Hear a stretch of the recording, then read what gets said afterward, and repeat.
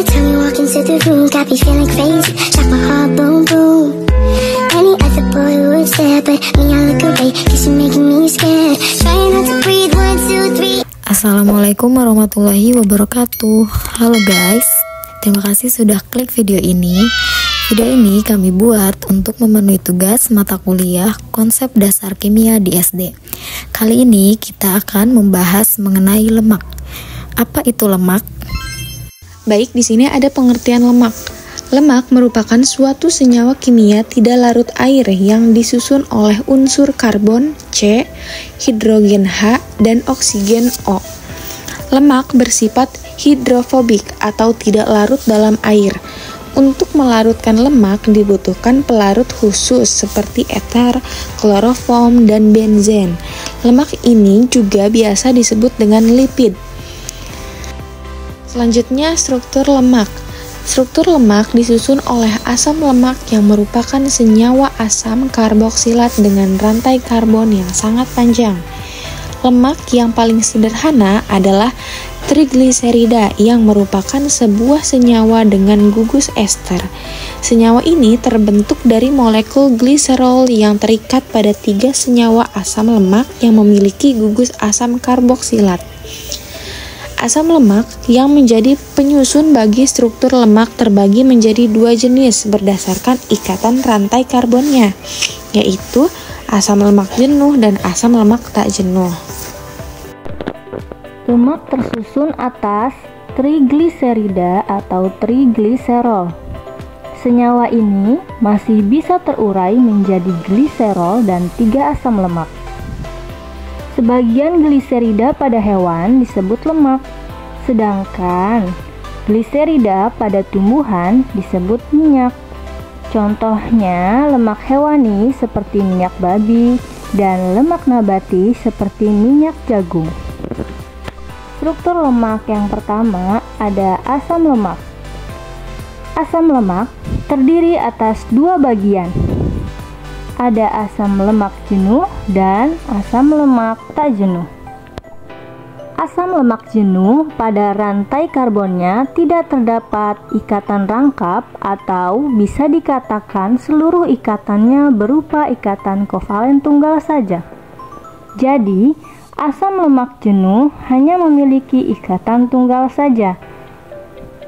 Asam lemak jenuh terdapat dalam daging merah, minyak sawit, coklat, mentega, dan produk susu seperti keju. Yang kedua, asam lemak tak jenuh.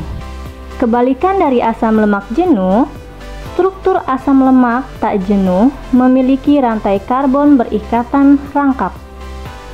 Tidak hanya ikatan kovalen tunggal saja. Asam lemak tak jenuh berikatan ganda. Asam lemak tak jenuh dapat ditemukan dalam minyak zaitun, alpukat, minyak ikan, minyak kedelai, ikan berlemak seperti salmon, dalam kuning telur, dan masih banyak produk hewani lainnya. Struktur lemak yang kedua adalah gliserol. Saat lemak dipecah, misalnya dalam proses pencernaan, gliserol dilepaskan bersama asam lemak. Gliserol atau disebut gliserin adalah senyawa alkohol sederhana dengan 3 gugus hidroksil dalam strukturnya. Gugus hidroksil ini memungkinkan gliserol untuk membentuk ikatan dengan asam lemak melalui proses esterifikasi. Fungsi gliserol yang pertama menjadi kerangka atau backbone untuk lemak dan minyak. Yang kedua, terikat dengan 3 asam lemak membentuk trigliserida. Sifat-sifat lemak. Sifat lemak terdiri dari 6 sifat. Yang pertama, hidrofobik. Lemak tidak larut dalam air, tetapi larut dalam pelarut organik seperti eter, kloroform, dan benzen. Yang kedua, terdiri dari karbon, hidrogen, dan oksigen. Yang ketiga, sumber energi. Lemak merupakan sumber energi bagi tubuh manusia dan dapat dipecah ketika tubuh dalam keadaan istirahat. Yang keempat, terdiri dari gliserol dan asam lemak yang membentuk senyawa. Yang kelima, terdapat dalam hampir semua bahan pangan dengan kandungan yang berbeda-beda. Yang keenam, lemak hewani dan lemak nabati. Lemak hewani mengandung banyak kolesterol, sedangkan lemak nabati mengandung fitolesterol dan lebih banyak mengandung asam lemak tak jenuh. Di sini ada sumber lemak. Sumber lemak dibagi menjadi dua. Yang pertama, lemak nabati berasal dari tumbuhan. Bahan-bahan yang di dalamnya mempunyai kandungan lemak nabati antara lain zaitun, kelapa, kemiri, mentega, kacang tanah, kedelai, dan sebagainya. Yang kedua ada lemak hewani. Sumber lemak yang berasal dari hewan, bahan-bahan yang di dalamnya mempunyai kandungan lemak hewani antara lain susu, ikan, daging, keju, telur, dan sebagainya.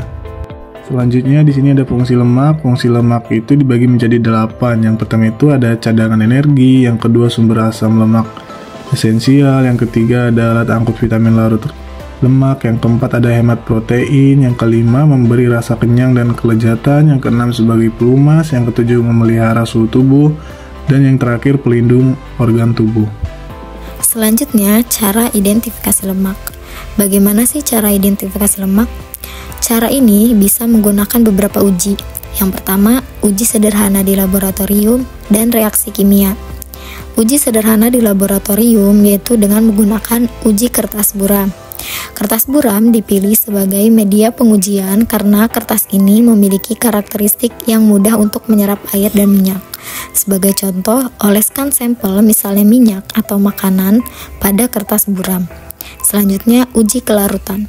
Uji kelarutan adalah jenis uji yang digunakan untuk menentukan kemampuan senyawa untuk larut dalam pelarut, biasanya cairan pada kesetimbangan. Peneliti biasanya menggunakan uji ini untuk menentukan ukuran dan polaritas senyawa yang tidak diketahui dan keberadaan gugus fungsi asam dan basa. Sebagai contoh, campurkan sampel air atau pelarut organik misalnya alkohol, eter atau kloroform. Kedua, reaksi kimia. Reaksi kimia menggunakan beberapa uji, yaitu uji emulsi. Apa itu uji emulsi? Uji emulsi adalah sebuah prosedur yang digunakan untuk mengevaluasi stabilitas dan karakteristik emulsi.